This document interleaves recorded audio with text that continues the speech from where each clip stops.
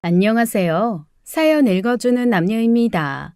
오늘도 와주셔서 감사드리며 그럼 오늘의 사연 바로 시작하겠습니다. 남편의 행동이 달라지기 시작한 건 몇 주 전부터였어요. 예전에는 저녁마다 집에서 쉬거나 저와 이야기를 나누던 남편이 최근엔 친구를 만나러 나간다는 핑계로 자주 외출을 했죠. 처음엔 그럴 수도 있겠거니 생각했지만 점점 그 빈도가 잦아졌어요.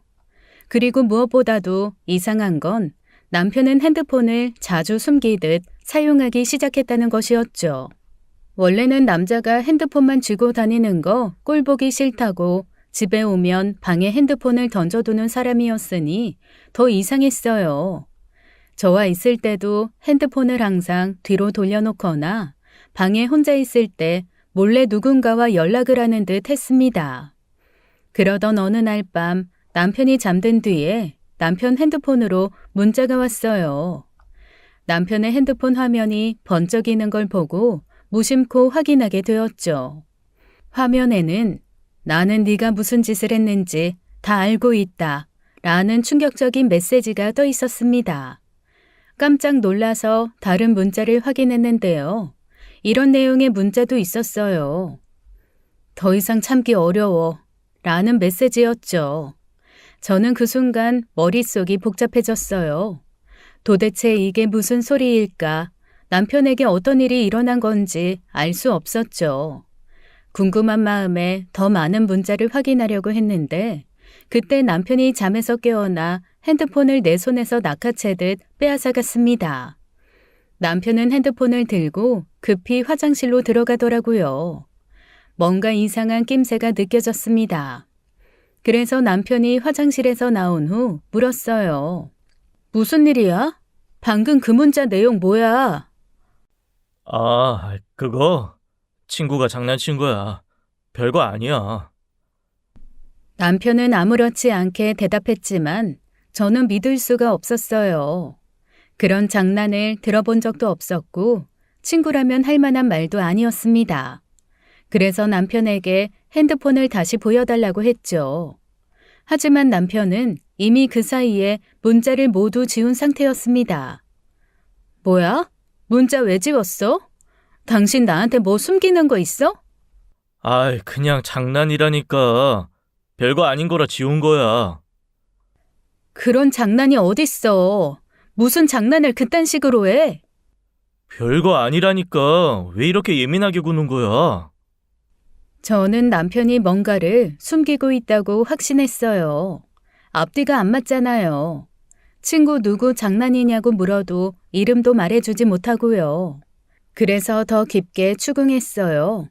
그랬더니 남편은 짜증을 내더니 결국 화를 내며 집을 나가버렸습니다. 이때부터 우리 사이가 냉랭해지기 시작했어요. 그날 이후 남편은 주말마다 혼자 나가는 일이 더 잦아졌습니다. 예전에는 주말이면 언제나 가족과 함께 시간을 보내며 나들이를 즐기곤 했는데 이제는 이런저런 핑계를 대며 혼자 외출을 반복했죠. 그때부터 저는 남편이 뭔가 잘못된 일을 저지르고 있음을 의심하기 시작했습니다. 밖에서 사고를 쳤던가 바람을 피우고 있던가 무엇이든 숨겨야 할 일이 분명했죠. 이대로 가만 내버려둘 수는 없었어요. 남편의 비밀을 알아내기 위해 저는 몰래 남편을 조사해보기로 결심했습니다. 며칠 뒤 토요일 오후 남편은 또다시 친구를 만나러 간다고 준비를 하기 시작했어요. 그래서 일부러 아무렇지 않은 척 남편에게 말을 꺼냈습니다. 나도 동네 친구 만나서 저녁 먹으려고 하는데 괜찮지? 그러던지. 남편은 별다른 반응 없이 그러라고 하더군요. 하지만 저에겐 이미 계획이 있었습니다. 남편이 나가면 바로 남편을 몰래 따라가기로 결심했거든요. 서둘러 미리 말을 해둔 옆동에 사는 친구에게 연락해 잠시 딸을 부탁했습니다. 남편이 집을 나가고 얼마 후에 저는 재빨리 우리 집 단지 입구에 차를 세웠어요. 남편이 지하 주차장에서 차를 끌고 나오면 바로 뒤쫓을 생각이었죠. 약 20분쯤 기다렸을까요? 마침내 남편 차가 지하에서 올라왔어요. 저는 남편 차가 지나가기를 기다렸다가 천천히 뒤를 따랐습니다. 남편은 차를 몰아 동네 외곽으로 향하더군요. 약 20분쯤 차를 타고 이동하더니 남편은 한 고급 레스토랑 앞에 차를 세웠습니다. 순간 이놈이 바람이 났구나 싶더군요. 남편이 친구들과 이렇게 고급 레스토랑에 갈 리가 없었거든요. 남편은 평소 친구들과 국밥집 같은 곳에서 식사를 하곤 했어요. 국밥 한 그릇에 소주 한 병이면 세상 행복하다고 하던 사람이었거든요. 그리고 무엇보다 스파게티 같은 이탈리안 음식을 싫어하던 남편이 이런 레스토랑에 온다는 것 자체가 말이 되지 않았어요. 저는 점점 더 남편이 바람을 피우고 있다고 확신하게 되었습니다. 이 상황이 아니라면 설명할 길이 없었어요. 남편이 차에서 내리는 걸 보고 저는 멀찍이 떨어져 차를 주차했어요. 그리고 남편이 들어가는 레스토랑을 멀리서 지켜보며 그를 따라갔습니다. 가슴이 두근거렸죠. 남편이 도대체 어떤 년을 만나러 온 것일까 온갖 잡생각이 머리를 스쳐갔어요. 남편은 레스토랑 앞에서 누군가를 기다리고 있었습니다. 잠시 후 한 여자가 남편 쪽으로 다가오는 게 보이더군요. 남편과 그 여자는 서로를 보자마자 다정하게 인사를 나누더니 함께 레스토랑으로 들어가려 하더군요. 그 모습에 저는 남편의 바람을 확신하게 되었습니다. 하지만 거리가 멀어서 그 여자의 얼굴이 잘 보이지 않았었어요. 그래서 저는 급히 더 가까이 다가갔습니다. 그리고 그 순간 저는 깜짝 놀라고 말았어요. 제가 알고 있는 사람이었거든요. 가까이서 확인해 보니 그 여자는 바로 형님이었던 거예요. 머릿속이 하얗게 변했습니다. 도대체 이게 무슨 일인지 이해가 되지 않았어요. 남편과 형님이 왜 이곳에서 만나는 건지 전혀 알 수 없었죠. 형님과 남편이 함께 있는 모습을 보자마자 저는 당황스러움을 감출 수 없었습니다. 형님은 5년 전부터 시가 식구들과 연락을 끊고 지내고 있었어요. 5년 전 아주버님이 음주운전 사고로 갑작스럽게 세상을 떠난 이후로 형님은 저희와 완전히 연락을 끊었거든요. 그 이후로 시부모님도 형님과 손자 소식을 전혀 들을 수 없었고 형님이 연락처도 바꿔버려 찾을 방법조차 없었거든요. 저는 곧바로 형님과 남편에게 다가가 물었습니다. 형님! 제 목소리를 듣고 남편은 깜짝 놀라 저를 쳐다봤습니다. 예상치 못한 저의 등장에 당황한 기색이 역력했죠. 당신이 여긴 어떻게 왔어? 친구 만난다면서. 하지만 남편과 다르게 형님은 담담한 표정으로 저를 바라보며 인사를 하더군요. 동서, 오랜만이네. 잘됐다. 밥 같이 먹자. 형님은 저를 차분하게 대하며 별일 아니라는 듯이 행동했어요. 그러고는 저를 레스토랑 안으로 끌어들이더군요. 저는 놀란 마음을 추스르며 그들과 함께 레스토랑으로 들어갔습니다. 머릿속은 여전히 복잡했지만 일단은 형님과 남편이 왜 여기서 둘이 만나고 있는지 알아내야 했습니다. 그것도 5년 동안 감쪽같이 사라졌던 사람이요. 자리에 앉고 나자 남편이 다시 묻더군요. 그래서 어떻게 여기 온 거야? 친구 만나러 간다고 하지 않았어? 그냥 지나가다가 들른 거야. 동서는 잘 지냈나 보네. 얼굴 좋아 보여. 형님도요. 5년 만이죠? 형님은 5년 전 그 어떤 연락도 받지 않고 우리 곁을 떠났습니다. 시부모님께서도 형님과 손주를 많이 그리워하며 걱정하셨지만 형님은 끝내 연락을 끊어버리고 조용히 사라졌었죠. 두 사람이 왜 여기서 만나는 거예요? 보니까 우연히 만난 건 아닌 것 같던데요. 형님은 제 질문에 잠시 침묵하더니 조용히 설명하기 시작했습니다. 동서도 어차피 알아야 되니까 솔직히 말할게. 사실 나 요즘 경제적으로 많이 힘들어졌어. 그래서 서방님한테 돈 좀 빌리려고 연락하게 됐어. 그동안 아무 말도 없이 연락이 두절되었던 형님이 갑자기 남편에게 돈을 빌리러 다시 나타났다는 사실이 당황스러웠습니다. 남편 역시 저를 바라보며 말을 이어갔어요. 우리 형 그렇게 죽고 형수가 혼자 승조 키우며 살아왔잖아. 그런데 최근에 어렵다고 해서 도와주려고 했던 거야. 저는 남편이 왜 이런 중요한 일을 저에게 말하지 않고 몰래 형님을 만났는지 더욱 궁금해졌어요. 그래서 남편에게 따져 물었죠. 5년이야. 무려 5년. 어머님 아버님이 그렇게 걱정하면서 형님을 찾은 게 5년이라고. 그런데 형님이 경제적으로 힘들다고 5년 만에 연락이 왔는데 나한테 숨기는 게 그게 이해가 되는 상황이야? 왜 나한테 말 안 했어? 남편이 대답하기 전에 형님이 먼저 입을 열었습니다. 동서, 미안해. 내가 부탁했어. 동서가 알면 불편해할까봐. 사실 돈 빌리는 게 부끄럽기도 했고 괜히 복잡해질까봐 그랬어. 형님의 말에 저도 겉으로는 고개를 끄덕였어요. 하지만 여전히 마음 한구석에는 의문점이 남아 있었습니다. 어쨌든 저는 형님에게 앞으로 필요한 일이 있으면 내게 연락달라고 말하며 서로 연락처를 교환했어요. 앞으로 무슨 일이 있더라도 내게 이야기해달라고 당부했죠. 그렇게 어색한 분위기 속에서 식사를 마쳤습니다. 그리고 형님과 헤어져 남편과 함께 집으로 돌아왔어요. 형님이 다시 나타난 걸 왜 나한테 말하지 않았어? 정말 단순히 형님이 비밀로 해달라고 해서 그런 거야? 그래. 당신도 아까 식사 자리에서 다 들었잖아. 그럼 나랑 상의도 없이 큰 돈을 떡하니 빌려주려고 했어? 부부 사이에 그런 중요한 일을 왜 혼자 결정해? 남편은 아무 말도 하지 못했습니다. 그래, 그건 그렇다 쳐.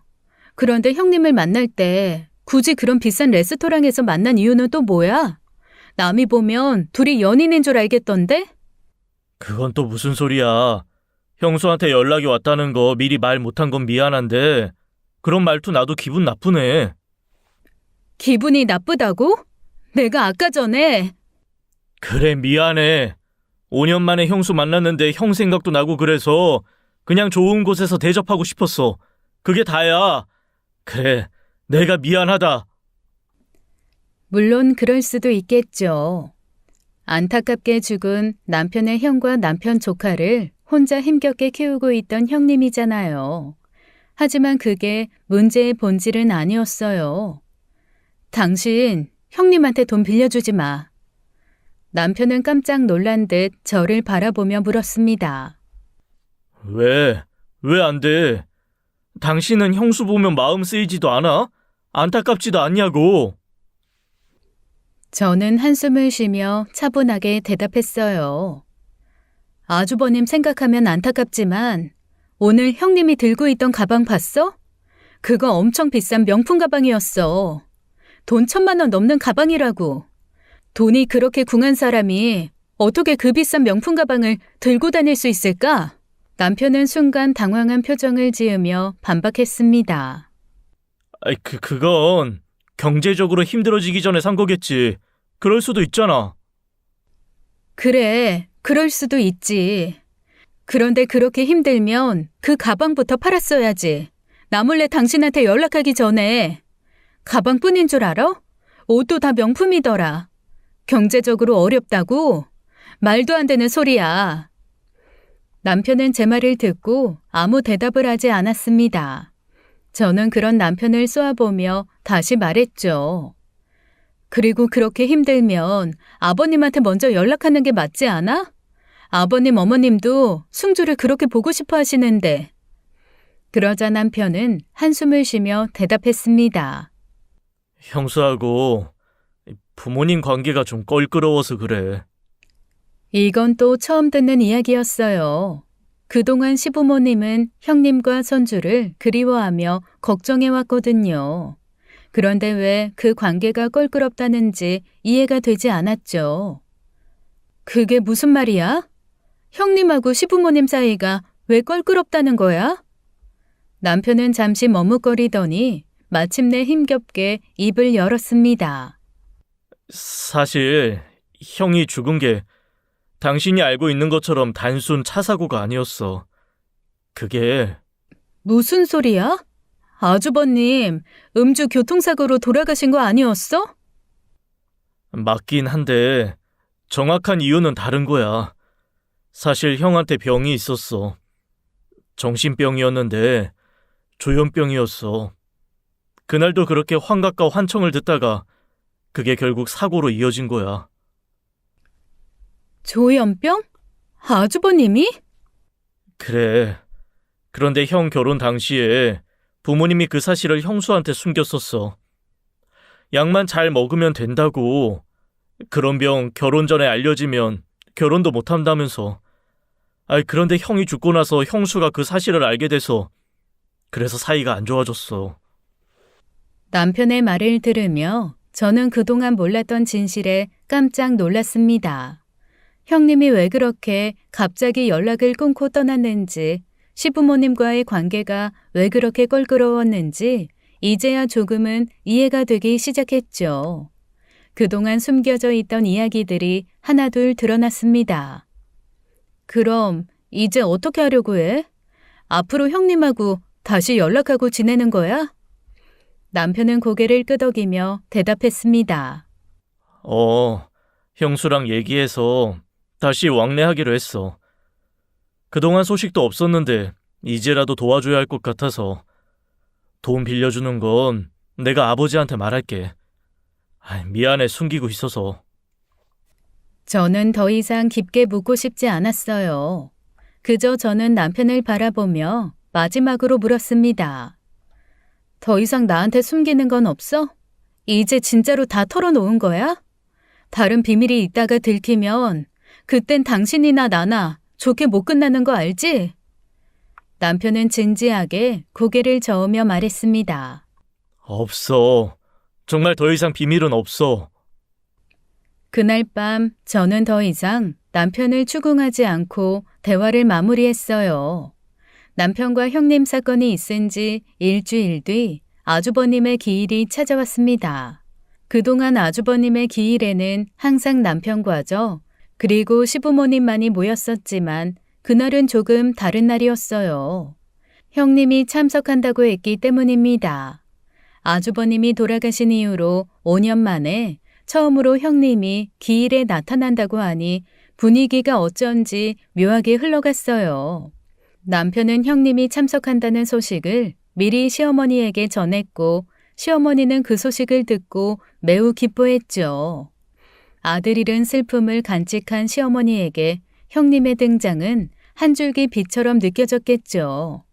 유일한 손자도 형님과 함께였으니까요. 반면 시아버지의 표정은 전혀 달랐습니다. 형님이 온다는 소식을 듣자마자 시아버지의 얼굴은 굳어졌고 저는 그 변화가 뭔가 심상치 않음을 느꼈어요. 아버님, 괜찮으세요? 시아버지는 제 물음에 간단히 고개를 저으며 말했습니다. 괜찮다. 별거 아니다. 그 말에도 여전히 시아버지의 표정은 어두웠고 뭔가를 억누르는 듯한 모습이었어요. 그러던 중 형님이 봉안당에 도착했죠.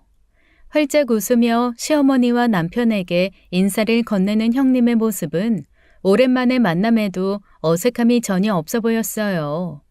하지만 저는 형님의 그 밝은 모습에 어딘가 불편함을 느꼈습니다. 자신의 남편이 그토록 비극적으로 죽었는데 5년 만에 처음으로 찾아와서는 저렇게 활짝 웃을 수 있다는 게 너무 이상하게 느껴졌죠. 그 웃음이 제게는 인위적으로 느껴졌어요. 제가 그런 생각을 하거나 말거나 형님의 도착에 시어머니는 굉장히 기쁜 얼굴로 형님을 맞이했습니다. 특히 형님의 아들, 즉 시어머니는 자신의 손자를 보자마자 활짝 웃으며 손자를 끌어안았죠. 아이고, 우리 승주, 내 새끼. 너는 우리 집안의 자랑이다. 오랜만에 보니까 더 예뻐졌구나. 이 할미가 우리 승주 얼마나 보고 싶었는지 알아? 하지만 그 순간 시아버지가 갑자기 불편한 기색을 드러내며 분노를 표출했어요.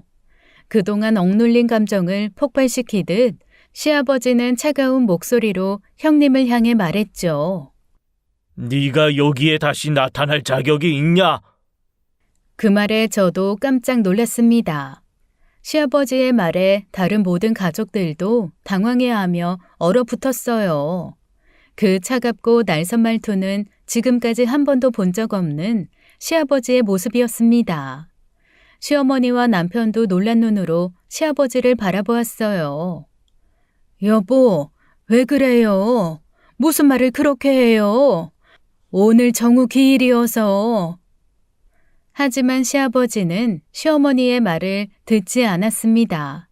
계속해서 형님을 향해 차가운 눈빛을 보낼 뿐이었죠. 형님은 처음에는 그 말에 아무렇지 않은 듯 보였지만 곧 표정이 굳어지며 더 이상 웃지 않았어요. 봉안당에 모인 가족들 사이에는 어색한 침묵이 흘렀고 분위기는 급격히 차가워졌습니다. 결국 아주버님의 길로 모였던 그 자리는 어수선하게 끝나버렸어요. 저는 남편을 조용히 쳐다보았습니다. 오늘 형님을 보는 시아버지의 반응을 보아 남편이 내게 무언가 더 숨기고 있는 게 분명했어요.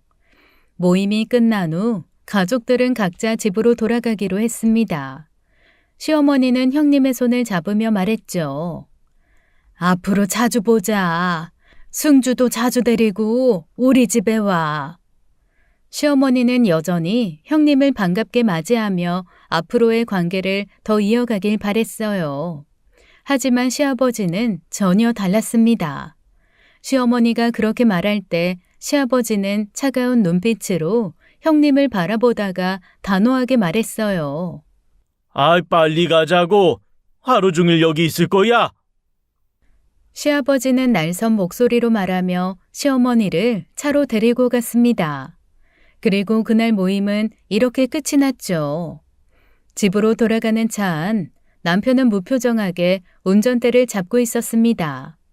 저는 조수석에 앉아 있었어요. 뒷좌석을 돌아보니 딸들은 피곤했는지 깊이 잠들어 있었죠. 아주버님 기일에서 있었던 일들로 머릿속이 복잡해졌어요. 특히 형님을 향한 시아버지의 분노에 대한 이유가 도저히 납득이 되지 않았죠. 그래서 남편에게 물었습니다. 아버님은 왜 그렇게 형님한테 화를 내신 거야? 형님한테 이 자리에 나타날 자격이 있냐고 물으신 건 또 뭐고? 남편은 잠시 운전대에 시선을 고정한 채 말없이 있다가 한숨을 내쉬며 대답했어요. 아버지는 형수님이 형의 병을 방치해서 사고가 났다고 생각하셔. 그게 마음에 큰 상처가 됐고 그걸 아직도 못 잊으시는 거지. 저는 남편의 말을 듣고 잠시 생각에 잠겼습니다. 그렇다고 해도 형님과 시아버지 그리고 남편의 행동들은 저로서 이해가 되지 않는 부분이 너무나도 많았어요. 그래서 다시 남편에게 물었습니다. 당신 나한테 숨기는 거 이제 정말 없지? 남편은 고개를 살짝 끄덕이며 답하더군요. 숨기는 거 없어. 다 말했잖아. 그런데 저는 남편의 말을 쉽게 믿기 어려웠어요. 그래서 또 다른 질문을 던져보았죠. 한 달 전에 남이섬에 누구랑 갔어? 당신 핸드폰 결제 정보에 남이섬 입장료가 찍혀 있더라고. 그 순간 남편 표정이 싹 굳어지더라고요. 그리고 눈빛이 흔들리고 있었어요.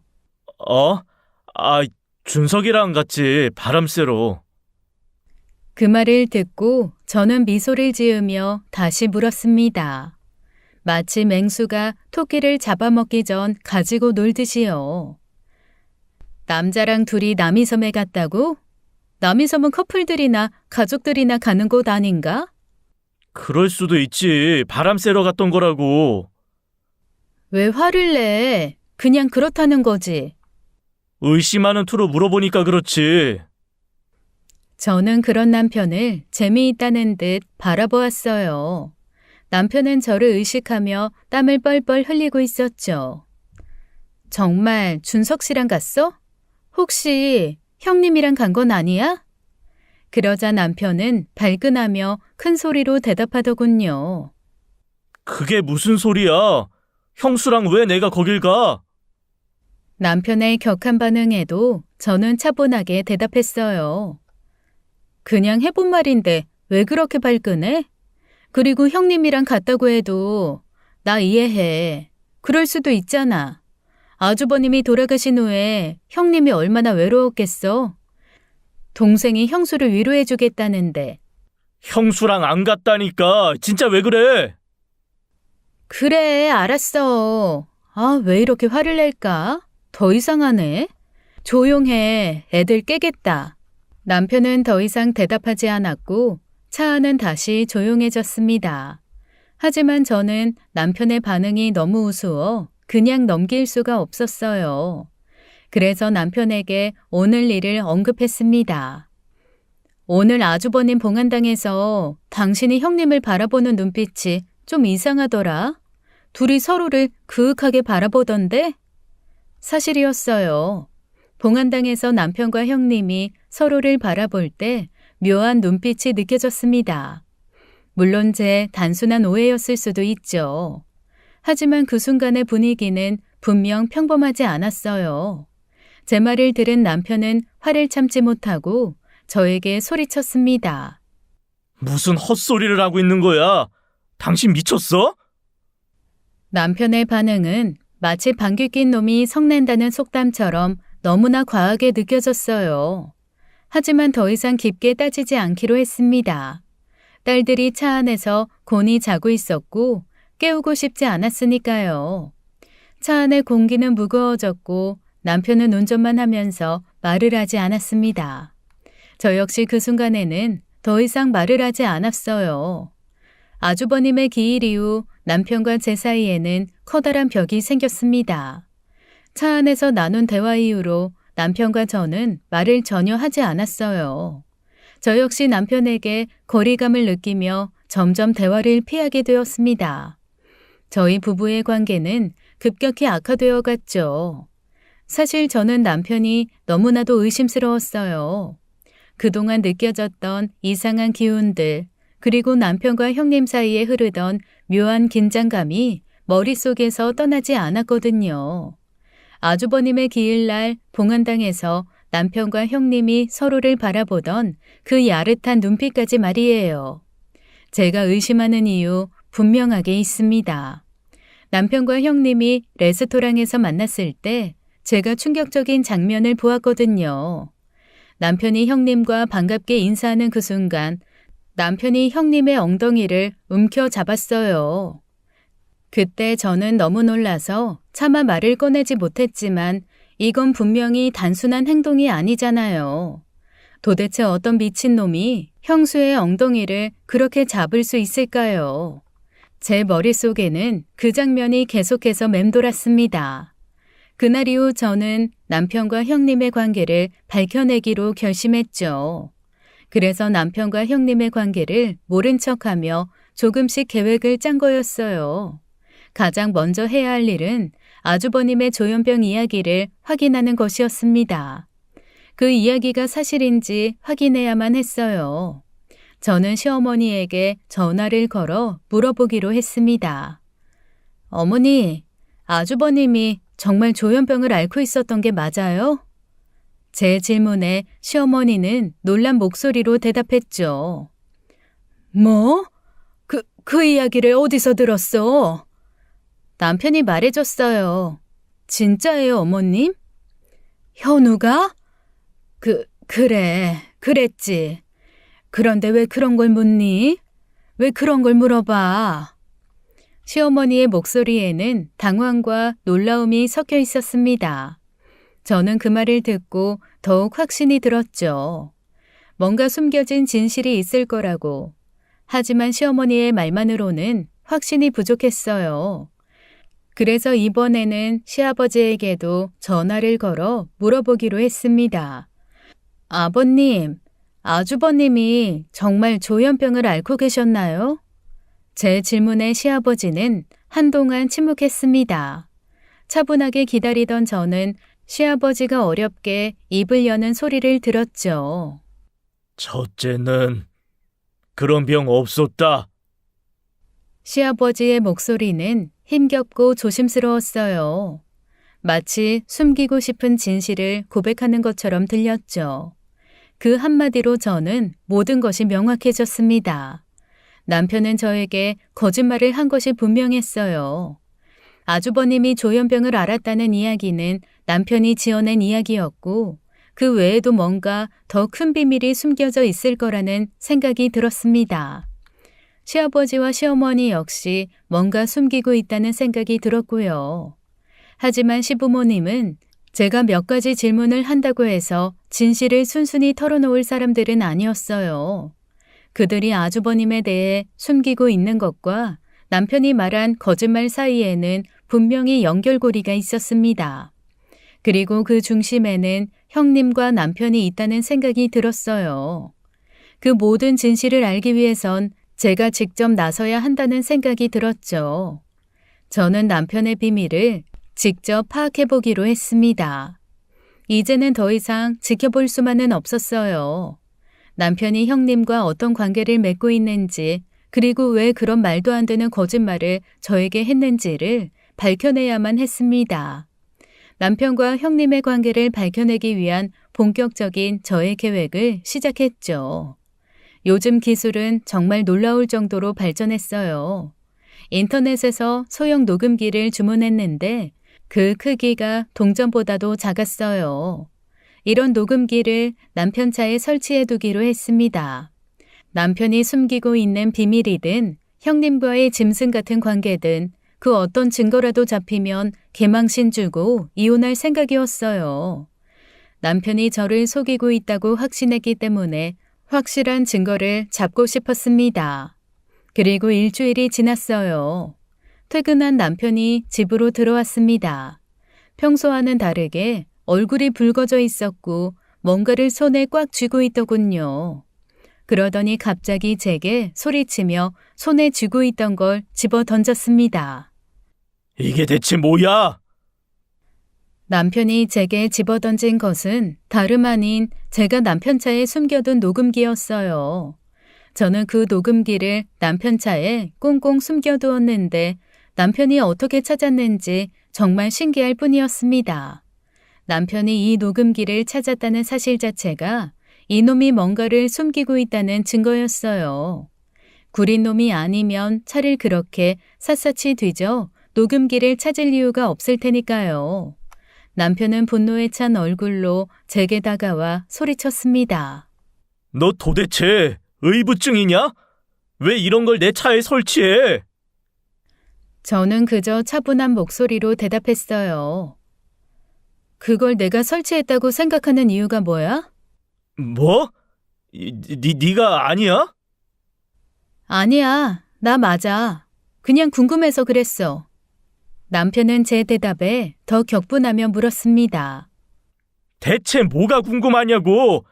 도대체 뭘 그렇게 의심해서 이런 짓거리까지 한 거야? 저는 남편의 눈을 똑바로 쳐다보며 단도직입적으로 말했습니다. 당신하고 형님이 서로 더럽게 뒤엉켜 잠자는 사이인지 궁금해서 그랬는데?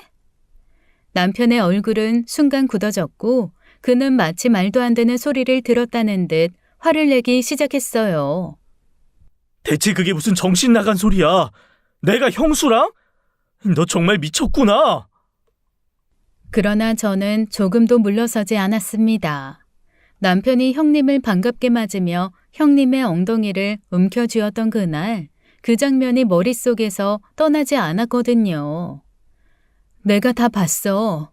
당신이 그 레스토랑 앞에서 형님을 만나던 날. 당신이 형님 엉덩이를 더럽게 만지던 거 다 봤다고. 자, 어디 또 변명해봐. 그건 네 오해야.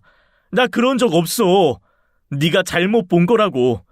내가 더러운 게 아니라 민정아, 그건 말이야. 네 눈에 이상한 게 보이고, 이상한. 저는 그 말을 듣고 더 이상 참을 수 없었습니다. 하늘에 있는 아주버님이 이걸 다 보고 있으면 퍽이나 편히 눈이나 감겠다. 하늘이 무섭지도 않냐? 남편은 제 말을 듣고 잠시 말이 없었습니다. 그러더니 이내 힘겹게 입을 열더군요. 너는 아무것도 몰라. 형수님은, 그분은 너를 위해. 하지만 남편은 끝내 말을 마치지 못했어요. 참지 못한 제가 남편 뺨을 후려쳤거든요. 이후 남편은 집을 나가버렸습니다. 그리고 남편은 새벽이 되어서야 간신히 집에 돌아왔죠. 그날 이후 우리는 각방을 쓰기 시작했어요. 집안에는 차가운 침묵만이 감돌았습니다. 그렇게 3일이 지나고 남편은 저에게 이혼을 통보하더군요. 우리 이혼하자. 나 더 이상 못 참겠어. 이혼? 다 들키고 나니까 이혼하자고? 내가 순순히 합의 이혼해줄 성 싶니? 남편은 차가운 표정으로 저를 바라보며 말을 이었습니다. 설명하기도 지쳐. 그냥 이혼해. 더 이상 당신과는 살 수 없어. 당신이 날 의심하는 것도, 이런 관계 자체도 더는 감당할 수 없다고. 남편의 목소리에는 단호함이 담겨 있었어요. 저를 향한 사랑도 더는 남아있지 않다는 듯이 말이죠.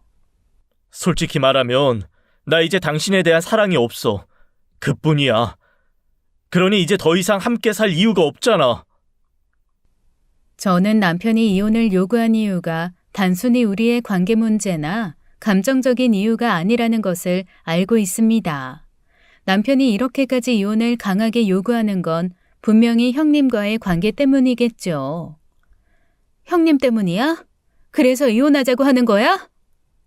제 질문에 남편은 갑자기 얼굴이 붉어지며 분노를 터뜨렸습니다.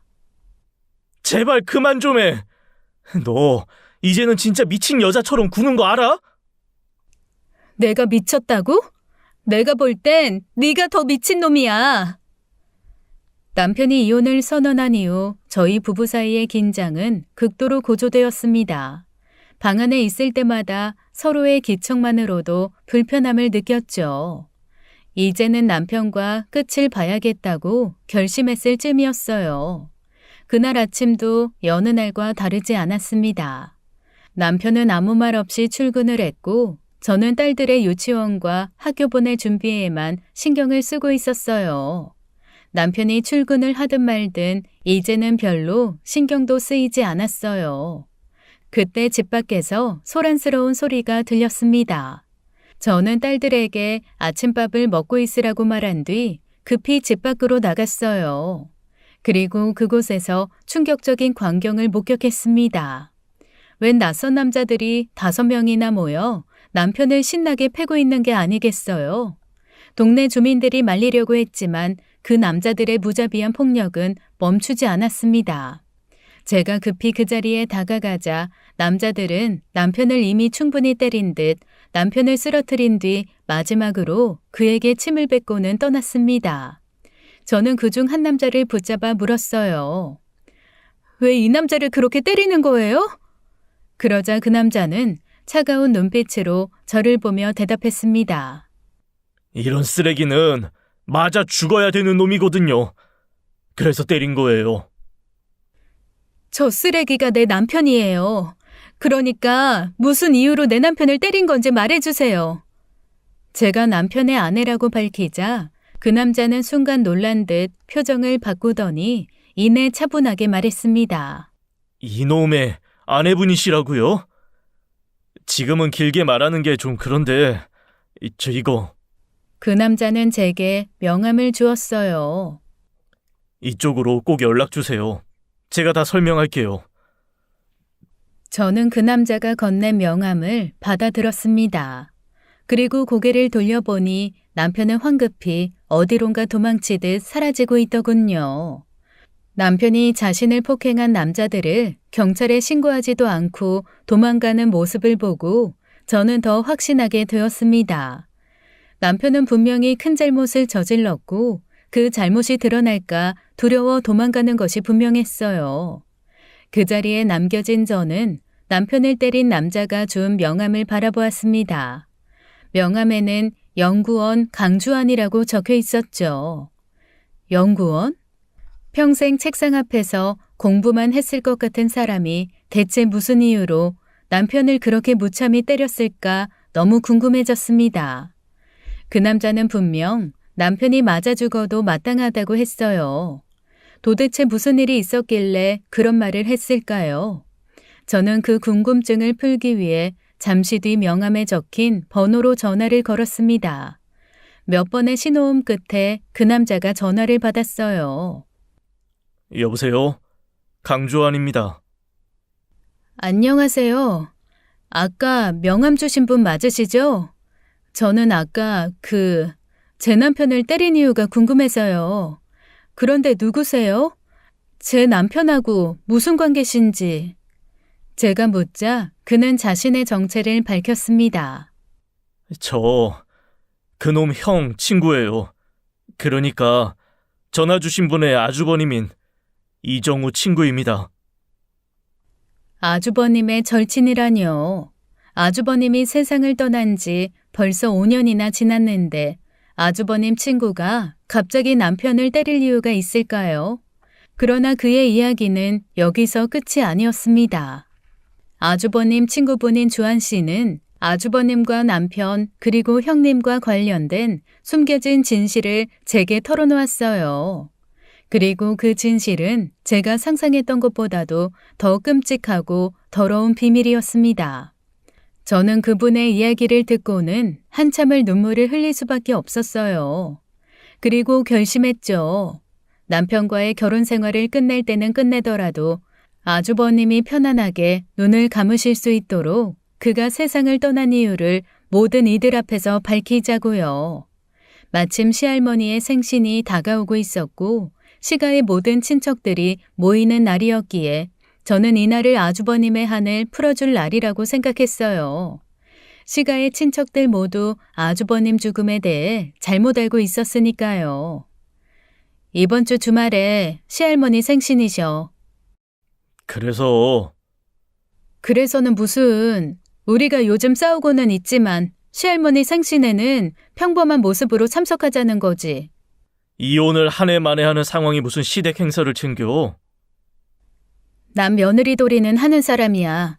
당신하고 길게 말 섞기 싫어. 그냥 그날 평범한 척 연기라도 하라고. 그러시던지. 남편 놈은 지가족 모임이니 제 말에 동의하더군요. 아마도 이 놈은 제가 그 모임에서 무슨 계획을 꾸미고 있는지 전혀 눈치채지 못한 듯 했습니다. 저도 이번 일을 차분히 준비하기 위해 딸들은 미리 친정에 보내놓았어요. 아이들이 독감에 걸렸다는 핑계를 대고요. 시할머니 연세가 많으시니 독감에 옮으면 큰일이라고요. 생신 모임이 열리는 날 시가의 중요한 인물들이 모두 모였습니다. 남편의 큰아버지와 작은아버지 그리고 고모님들 가족이 모두 모였죠. 평소와 다를 바 없이 화기애애한 분위기 속에서 모임이 진행되었어요. 5년 만에 나타난 큰형님에게 시댁 식구들은 질문을 퍼부으며 관심을 보이고 있었죠. 시아버지 형제들은 주거니 받거니 막걸리를 마시며 취해가고 있었습니다. 현우야, 술 떨어졌다. 요한 마트에 가서 막걸리 3통만 더 사와라. 아이고 그만 마셔. 대낮부터 취해서 뭔 추태를 부리려고. 큰어머니, 좋은 날이잖아요. 제가 얼른 뛰어갔다 올게요. 모임 중반쯤 술이 떨어지자 남편이 급히 술을 사러 마트로 향했어요. 저는 지금이 기회라 생각되어 그 자리로 가서 마침내 입을 열었습니다. 큰아버님, 아주버님이 왜 죽었는지 혹시 아세요? 응? 정우 말이냐? 네. 제 질문이 떨어지자마자 방 안의 공기가 순간적으로 차가워졌습니다. 그럴 수밖에 없었죠. 시댁에서 아주버님의 죽음은 무척이나 무거운 사건이었으니까요. 제 말에 시어머니는 크게 놀라며 다급하게 저를 말리기 시작했죠. 너 좋은 날 갑자기 무슨 소리 하는 거니?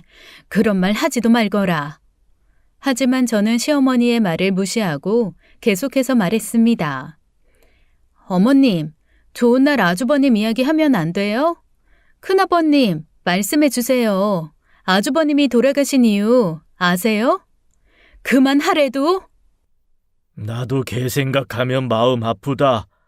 아이, 정우 걔는 정신병 때문에 교통사고로 죽은 거 아니었냐? 내가 걔 생각하면 지금도 이렇게 가슴이 아프다. 너는 왜 갑자기 걔 이야기를 꺼내? 그렇게 가슴이 아픈 분이 왜 그러세요? 왜 멀쩡한 아주버님은 정신병자 취급하세요? 현우 씨 때문에 그러세요? 뭐라고?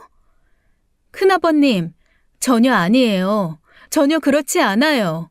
아주버님은 정신병, 조현병 없었어요. 그것 때문에 돌아가신 게 아니라고요. 그게 무슨 말이냐? 그럼 정우가 왜 죽은 건데? 그건 바로 남편과 형님 때문이에요.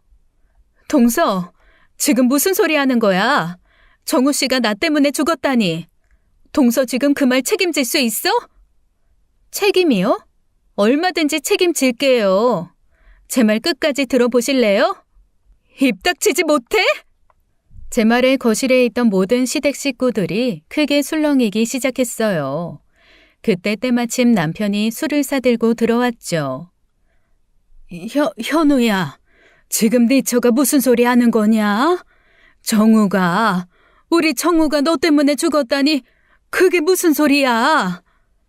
그 말에 남편이 급히 저희 쪽으로 달려왔어요. 당신 지금 무슨 쓸데없는 소리를 하는 거야? 형이 나 때문에 죽다니. 아이, 큰어머니 죄송해요. 사실은 제 아내가 조현병이라. 뭐? 이제는 나까지 조현병이라고 거짓말을 늘어놓는 거야? 그래, 당신 미쳤어. 당신은 인정 안 하고 있지만 당신 미쳤다고.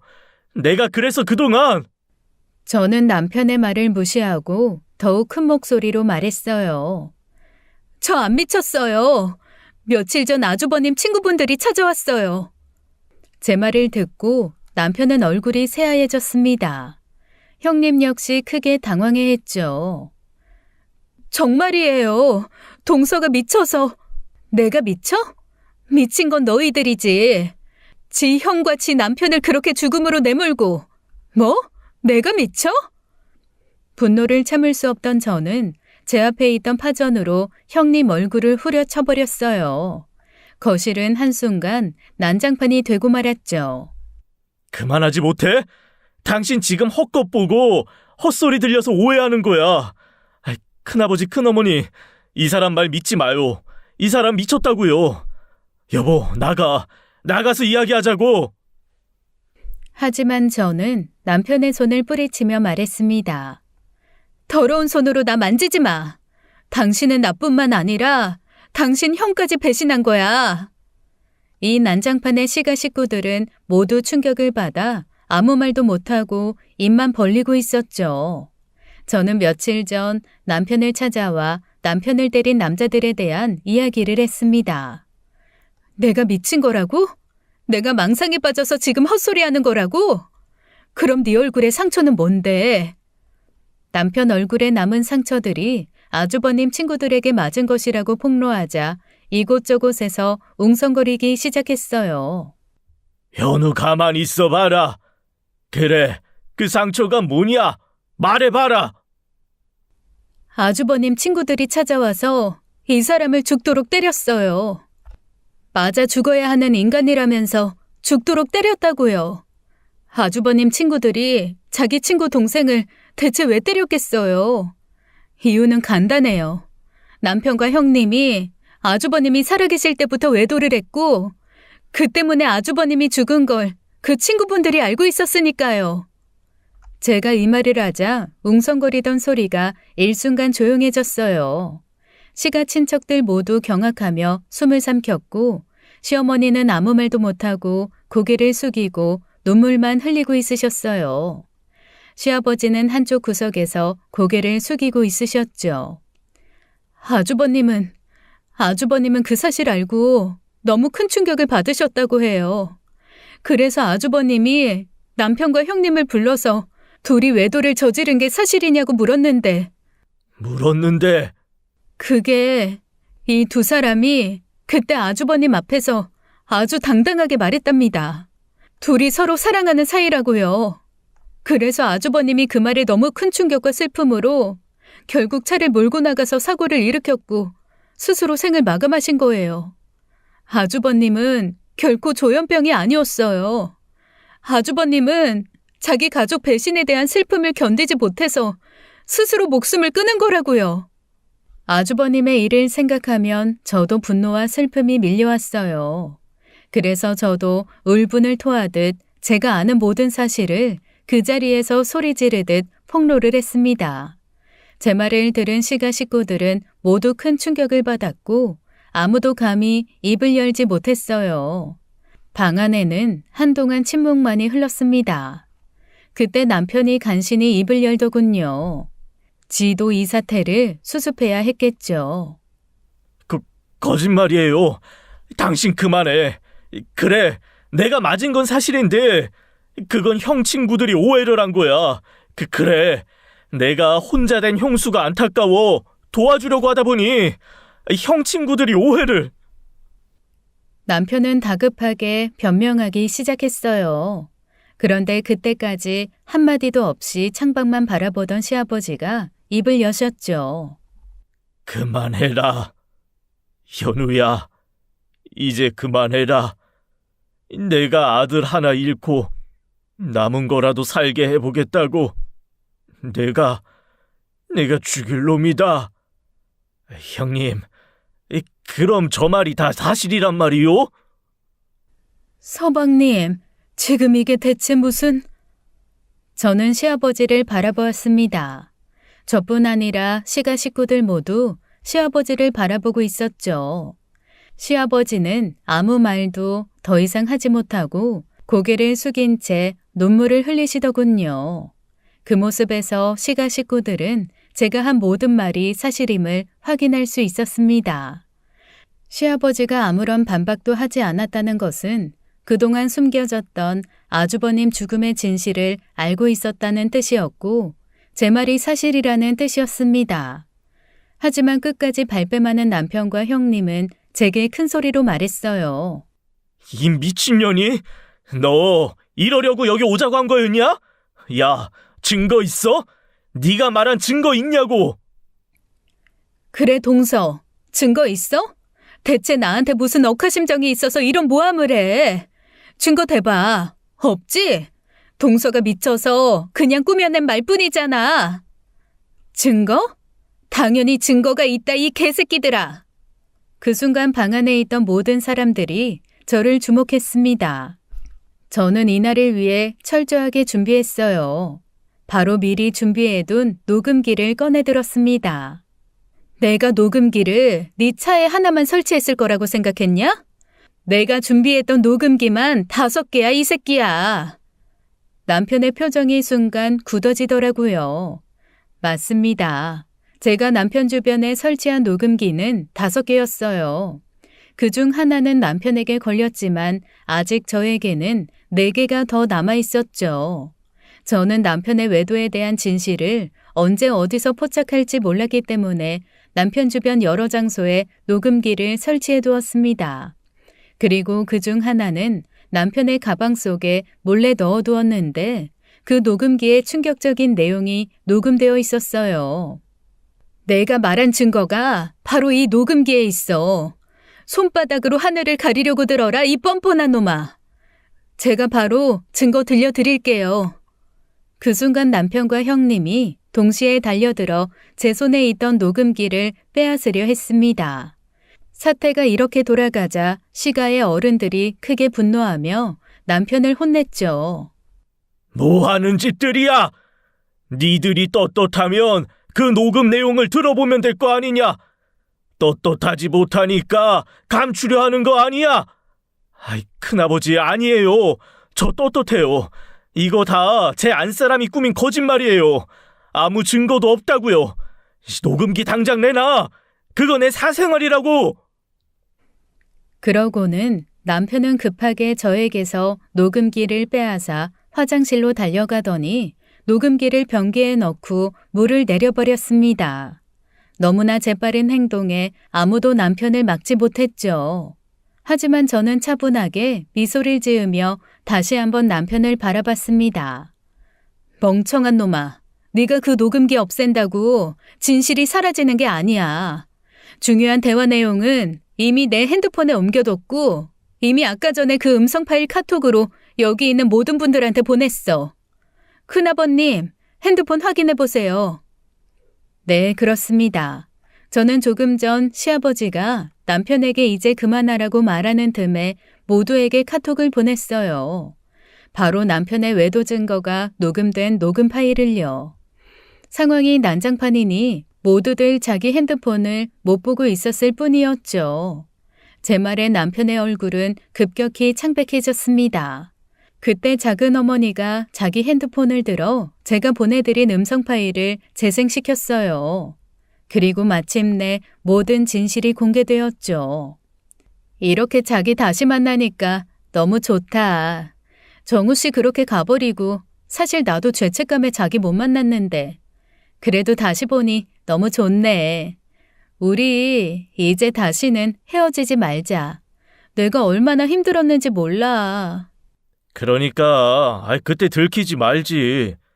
자기가 스릴을 즐기면서 집에서 관계하자고 해서 형한테 들켰잖아. 그게 내 잘못이야? 자기도 즐겼으면서.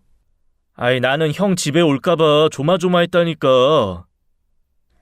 그래서 더 흥분됐다며. 그만해. 괜히 형 생각나면 나도 기분 구려져. 뭐 하여간 승주 학교 끝나려면 멀었지? 응, 2시간쯤 더? 왜, 자기 아들 보고 싶어? 당연한 거 아니야. 지금까지 내 아들인데도 그거 숨기려고 마음껏 예뻐도 못 해줬는데. 맞아요. 형님의 아이, 아주버님이 죽기 전에 남긴 유일한 혈육으로 알고 있던 승주도 사실은 남편 아이였던 거였죠. 그 녹음 내용에 큰어머니와 작은어머니는 쓰러지셨어요. 고모님들은 대성통곡을 하셨죠. 그리고 큰아버님은 벌떡 자리에서 일어나더니 남편의 뺨을 후려쳤습니다. 이런 천인공노할 놈! 이런 쓰레기만도 못한 놈! 어떻게 네 형한테 그딴 짓을! 아이고 조상님! 아이고! 남편은 모든 것이 드러나자 그 자리에서 망연자실한 표정으로 주저앉았습니다. 친척들 모두가 경악하며 남편을 쳐다보았고 형님 역시 아무 말도 하지 못한 채 고개를 숙였죠. 모든 진실이 드러나자 저는 시어머니에게 분노를 터뜨렸습니다. 울지 마세요. 어머님 아버님도 공범이에요. 이 모든 진실을 숨겨준 당신들 모두가 다 공범이라고요. 제 말에 시어머니는 저를 향해 소리쳤습니다. 그래. 그런데 어쩔 거냐? 내 큰아들이 저렇게 죽었는데 작은아들이라도 살려야 했어. 그래서 그랬다고. 저는 그런 시어머니를 똑바로 바라보며 차가운 목소리로 대답했어요. 그래서 아주버님은 죽어서도 눈을 못 감고 있을 겁니다. 어머님 아버님도 내 남편처럼 똑같이 아주버님을 배신한 거라고요. 그 안을 대체 어떻게 풀려고, 대체 어떻게... 잠시 후 친척들 사이에서 비난과 분노의 소리가 오고 갔어요. 남편은 그 자리에 망연자실한 표정으로 울고 있었죠. 저는 그 모든 혼란 속에서 조용히 자리를 떴습니다. 그리고 남편을 향해 마지막으로 말했어요. 법원에서 보자. 쓰레기 같은 새끼. 그 말을 남기고 저는 시댁을 나왔습니다. 남편과 형님의 더러운 비밀이 모두 밝혀진 후 저는 이혼 소송을 시작했어요. 법정에서 저는 남편이 저지른 불륜과 형님과의 부도덕한 관계를 밝혔습니다.